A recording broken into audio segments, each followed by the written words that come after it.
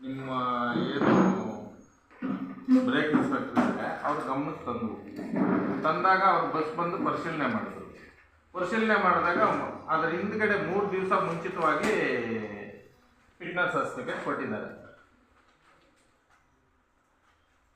ಆ ಬಸ್ಸನ್ನು ಕನ್ನಡಿ ಹಿಂಗೆ ಇಟ್ಕೊಂಡೆ ಅದಾಗದೇ ಉದುರುತ್ತೆ.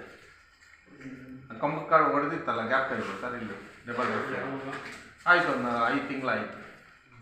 ಅವಾಗೆಲ್ಲ ಒಂದು ನಾವು ಹೇಳಿಕೆ ಕೊಟ್ವಿ, ಈ ಥರ ಜನರ ಮಧ್ಯೆ ಆಟ ಆಡ್ಕೊಬೇಡ್ರಿ ದಯವಿಟ್ಟು RTO ಅಧಿಕಾರಿಗಳು, ಫಿಟ್ನೆಸ್ ಅನ್ನೋದನ್ನು ಸ್ವಲ್ಪ ನೀಟಾಗಿ ನೋಡಿ ಗಮನಕ್ಕೆ ತಂದು ಮಾಡಿರಿ ಅಂತ. ಎಲ್ಲೋ ಬಸ್ ಇರುತ್ತೆ, ಅಲ್ಲೇ ಹೋಗಿ ಅದನ್ನು ನಿಮ್ಮಲ್ಲಿ ನೀವೇ ಆಯ್ಕೆ ಮಾಡ್ಕೊಂಡಿರೋ 2-3 ಜನ ಬ್ರೋಕರ್ಗಳಿದ್ದಾರೆ ಇಲ್ಲಿ, ನೀವೇ ಅಫಿಷಿಯಲ್ಸೇ ಆಯ್ಕೆ ಮಾಡ್ಕೊಂಡಿರತಕ್ಕಂಥ ಬ್ರೋಕರ್ಸ್. ಏನೋ ನಾನು ಬಾಬು ಅಂತ ಒಬ್ಬನು, ಇನ್ನೊಬ್ಬ ಯಾರ್ಯಾರೋ 3-4 ಜನ ಇದ್ದಾರೆ. ಹಾಕ್ಕೊಂಡಿರ್ತೀರಲ್ಲ, ಅವ್ರು ಏನು ಕೆಲಸ ಮಾಡ್ತಾ ಇದ್ದಾರೆ? ಹಾಂ, ಹೌದು ಸರ್. ಹಾಂ, ಕೊಡ್ತೀವಿ ಸರ್, ಕೊಡ್ತೀವಿ. ಹಾಂ, ಈಗ ಇವ್ರ ಮೇಲೆ ಬ್ರೇಕ್ ಇನ್ಸ್ಪೆಕ್ಟರ್ ಮೇಲೆ ಏನು ಕ್ರಮ ತಗೊಂಡಿದೆ? ಈಗ ಮೊನ್ನೆ ಫಿಟ್ನೆಸ್ ಸರ್ಟಿಫಿಕೇಟ್ ವಿಚಾರವಾಗಿ ಹಾಂ, ನಮಗೇನಂದ್ರೆ ಇಂಥ ಅಧಿಕಾರಿಗಳನ್ನ ದಯವಿಟ್ಟು ಬೇರೆ ಕಡೆ ವರ್ಗಾವಣೆ ಮಾಡೋದಕ್ಕೆ ನೀವು ಆಯುಕ್ತಕ್ಕೋ ಇಲ್ಲ ನಿಮ್ಮ ಸಂಬಂಧಪಟ್ಟಂತ ಅಧಿಕಾರಿಗಳಿಗೆ ಬರೀರಿ. ನಮ್ಗೆ ಯಾರೋ ಒಳ್ಳೆ ಅಧಿಕಾರಿಗಳನ್ನ ತರಿಸ್ಕೊಂಡು ಕೆಲಸ ಮಾಡತಕ್ಕಂಥ ಕೆಲಸ ಮಾಡಬೇಕಾಗುತ್ತೆ. ಆಮೇಲೆ ನೇರವಾಗಿ ಯಾಕೆ ಹೇಳ್ತೀನಿ ಅಂದ್ರೆ, ಇಲ್ಲಿ ಇಬ್ಬರು ದಲ್ಲಾಳಿಗಳು ಅಂತ ಈ ಕಚೇರಿಯಲ್ಲಿ ಅವ್ರಿಬ್ಬರನ್ನ ಹೊರಗಡೆ ಹಾಕಿದ್ರೆ ಈ ಕಚೇರಿ ಎಲ್ಲಾ ರೀತಿಯಲ್ಲೂ ಸರಿ ಹೋಗುತ್ತೆ. ಇಲ್ಲಾಂದ್ರೆ ಇನ್ನು ಹಲವಾರು ನಿಮ್ಮಲ್ಲಿ ವಿಚಾರಗಳಿದಾವೆ ಸರ್, ಹಲವಾರು ವಿಚಾರಗಳಿದಾವೆ.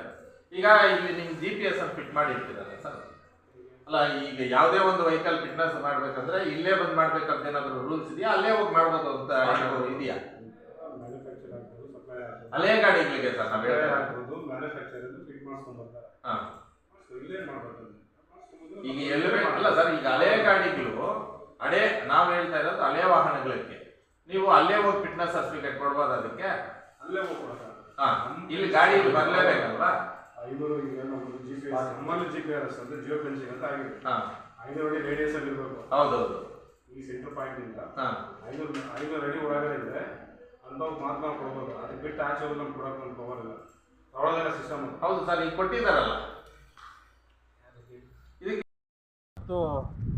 ನಮ್ಮ KGF RTO ಕಚೇರಿ ಮುಂಭಾಗ, ಈ KGF RTO ಕಚೇರಿಯಲ್ಲಿ ಸುಮಾರು ಹಗರಣಗಳು ನಡೀತಾ ಇದ್ದಾವೆ. ಈಗಾಗಲೇ ನಮ್ಮ ಎಲ್ಲ ಮಾಧ್ಯಮದಲ್ಲಿಯೂ ಇವತ್ತು ಏನು ನಮ್ಮ ಬ್ರೇಕ್ ಇನ್ಸ್ಪೆಕ್ಟರ್ಗಳದ ಒಂದು ವಿಚಾರವಾಗಿ ಮಾಧ್ಯಮ ಮುಖಾಂತರ ಬರ್ತಾ ಇದ್ದಾವೆ.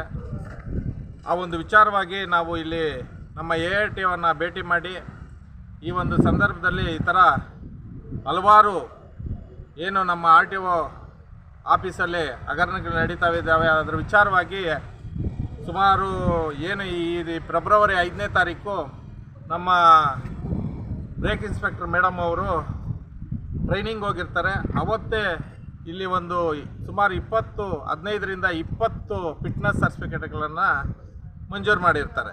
ಆ ಒಂದು ವಿಚಾರವಾಗಿ ನಾವು ಮೀಡಿಯಾದಲ್ಲಿ ನೋಡಿದಾಗ ಈ ಒಂದು KGF RTO ಹಗರಣಗಳನ್ನು ಬಯಲಿಗೆ ಬರೋಂಥ ಒಂದು ವಿಚಾರ ನೋಡಿ ನಮಗೂ ನೋವಾಯಿತು.